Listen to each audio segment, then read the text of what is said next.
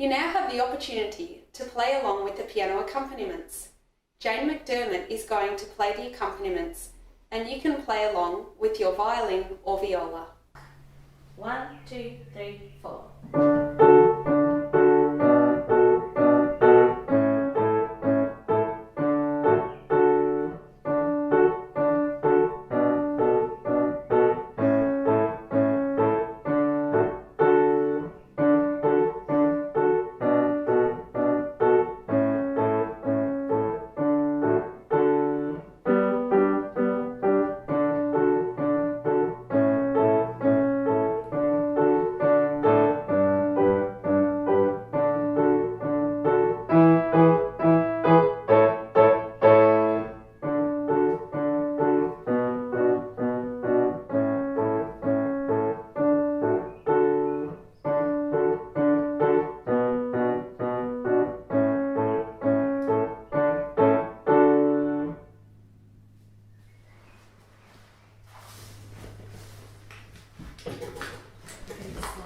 Well done on completing that song.